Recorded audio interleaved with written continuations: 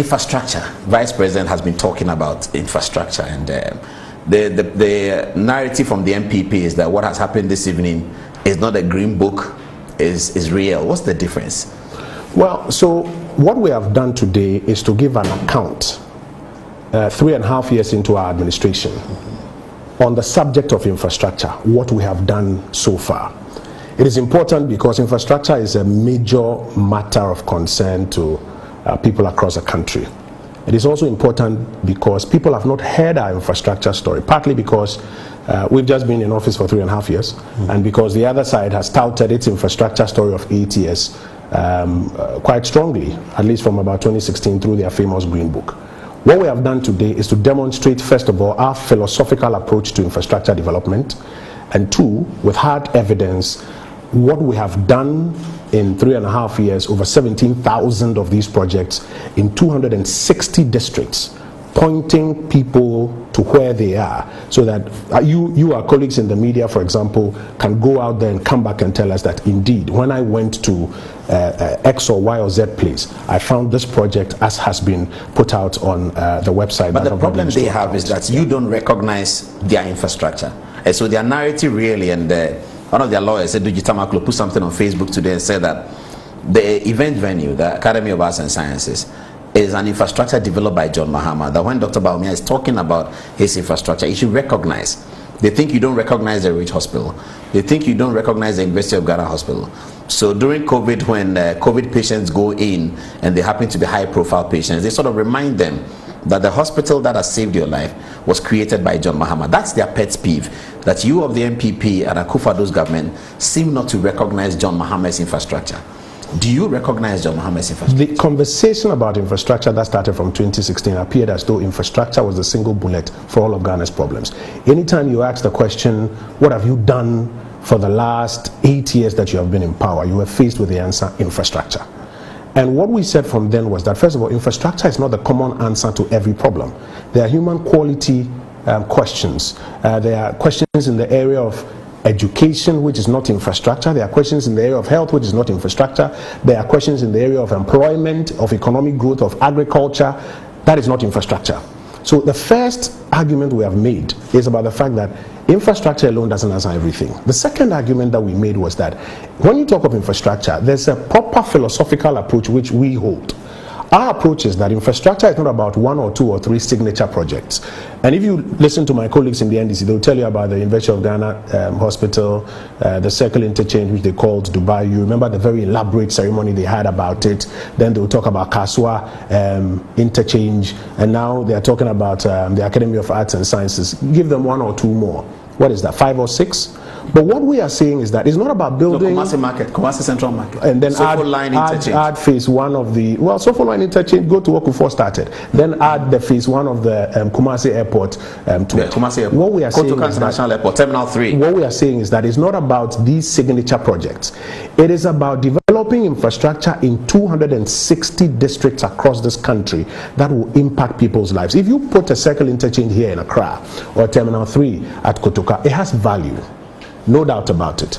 But does it have value for everybody across the country? Are you reducing the infrastructure conversation to a few signature projects in Accra? So that's our philosophical difference. And today, from what His Excellency the Vice President has done, and from the website we have put out, we are showing really before the people of Ghana that across the length and breadth of this country, this is what we believe in when it comes to infrastructure. But they're going to say that. Which is what we're going to say that does not mean center, 30,000 or 70,000 cities daycare center does not compare to Ridge Hospital. I'll come to a few comparatives. Yeah. I'm saying that what we have done 260 districts across the country does not mean that we will not have a few of the large infrastructure projects in this country.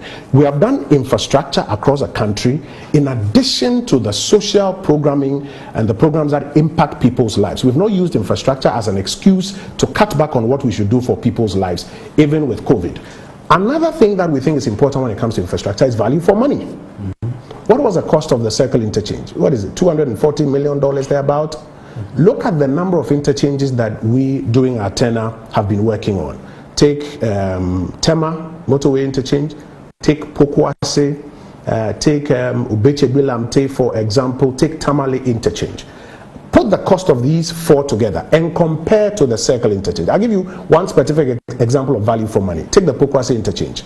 This was a 3-tier interchange that admittedly was contracted by the Mahama administration.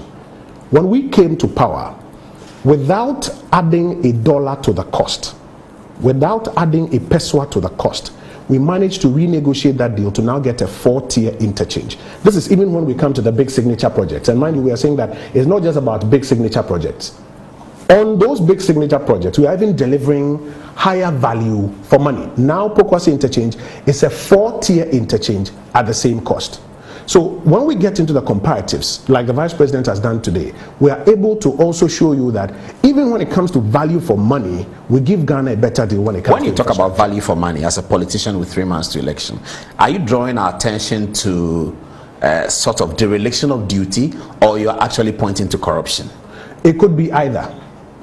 The Ghanaian at the end of the day... But if it's corruption, then it has to be punished. But of course, you've seen people who are in court and who have been punished. The wheels of justice, as I'm sure you know, grind slowly, but they do grind. President Akufo-Addo believes that everybody, even if it's accused, must have their day in court and have an opportunity to explain themselves in court. And you've seen that at least for the NCA matter, convictions have been handed down. There are other matters that are currently before the courts. So it is not a matter of no effort being made to punish somebody who has been found to have been corrupt. But I'm saying whether it's corruption or it's dereliction of duty, the Ghanaian at the end of the day says that if I pay 100 Ghana cedis as tax, I want 100 Ghana cedis value for it.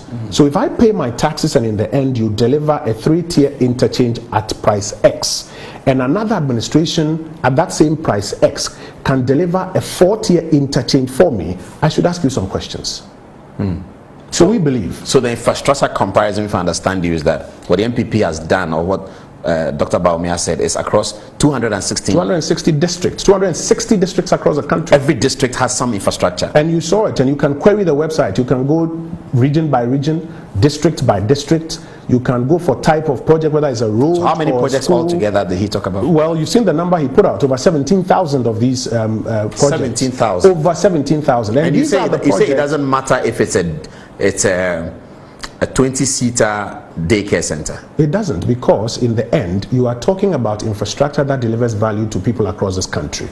If you restrict your infrastructure philosophy to signature projects only, you have a deficit.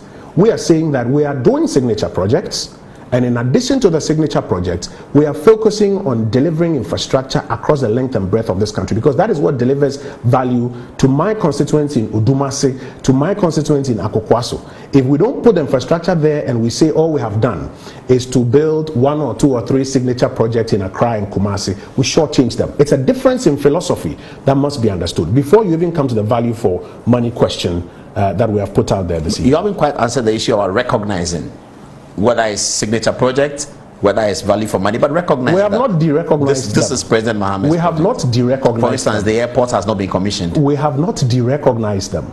We have not come to power as an administration to be in the business of recognizing the work of the previous administration. We have come to power as an administration to deliver on our mandate and account to the people. I'm not sure our colleagues on the other side are saying that they were hoping we called this town hall meeting to recognize their infrastructure project. No, we called it to account for what has been done. And mind you, these about 17,000 projects or so that we are talking about are projects that we have done. If we add to it the projects that we inherited and have completed, or the projects which they had started and had not paid for, which we have paid for and worked on and completed, in addition to ours, the figures are outstanding. This is the first time Dr. Bawumia has spoken since his name came up ahead of the NDC's choice of running mate in a very big way. And the NDC had been celebrating after the announcement of the running mate that here is a running mate who might not know economics, but she's decent. And Professor Nana Opoku-Agyeman is somebody that I guess you know a little bit. Having worked with her. I do. You call your team the platoon? Was the platoon rattled by the choice that evening? No, the platoon wasn't rattled by the choice. Let me say something about Prof. I know her very, very respectable academic. I recall the few times that we worked together at the IEA debates, in particular in times when we were alone before the big, events themselves. And I wish her well. But her selection is something that did not come to our side of the divide as a surprise, because, and I think even as media analysts have put out there, the man at the top of the NDC ticket, Mr. Mahama, is a man who everybody agrees is trying to rework his image and his track record, and requires somebody like Professor Jane Opoku-Agyeman to help achieve that. And we would have therefore been surprised if that had not been the case, or that is not what had happened. So it wasn't exactly a surprise. Of course, you find one or two party elements going off script and going off cue. But the president himself, if you recall the Zoom call that he had with the campaign team, was quite clear that this election is an election that allows us to compare the records, like what we've done tonight, and have a substantive debate on the records. It therefore is not necessary for persons to start getting into some kind of language and conversation that we abhor as a tradition, but rather to focus on the track record of the man at the top of the ticket, and to raise that question to the people of Ghana, whether or not his track record compares favorably to that of President Akufo-Addo, whether or not his track record therefore makes his promises credible. And I'll give you a few examples. So, for example, Mr. Mahama talks about paying assemblymen salaries. Yes. As in cutting down the number of ministers and using the money to pay assemblymen. So let's examine that argument. This proposal, if I'm correct, was in their 2012 manifesto. Oh, I see. I didn't know that. He did not execute it. This paying assemblyman was in their 2012 manifesto. Yes, he did not execute it for the full 4 years that he was in power. Why should we believe that he's committed to it? That's number one. Number two, even for his own assemblymen, the basic logistics like motorbikes that they required, he did not provide.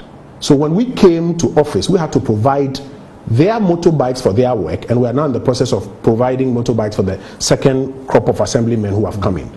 Now, if you examine the track record, it makes the promise, if I may use the expression, incredible. I'll give you another one. You talk of free primary health care. I'll take you back to 2008 manifesto. I was a practicing journalist at the time. They talked about one-time health premium. Yes. But they couldn't achieve that. Which gives a semblance of making healthcare super affordable at the local level or at the lowest level. Very similar of sorts to the free primary health care. They couldn't deliver on it. What makes us think that this new promise has credibility? So we believe that first is comparing the records. Second, it's not about insults or invectives or anything. It's about going for the track record and comparing it to the promises. If President Akufo-Addo says, I will deliver free senior high school, and you consistently tell him that free senior high school, if it was possible, Dr. Nkrumah would have delivered it, and that it is not possible, it's not a sustainable item, where is he going to get the money from? And he delivers free senior high school for 3.5 years and is considering what to do with the tertiary level. I don't think with the best of intentions you get to come back and say, now I believe in free senior high school, I'm making a promise to continue and to make it better and to deliver it better. That promise will lack credibility. So for us, we're comparing the records, we're comparing the credibility of the persons making these promises, and then we are comparing the track record of these leaders in terms of their leadership qualities, particularly when it comes to handling crisis. You've seen how Mr. Mahama handled I'll come to that, because crisis, I want and to how take President Akufo-Addo is handling how this crisis. Very different. How the MPP have also managed in terms of your promises and all of that.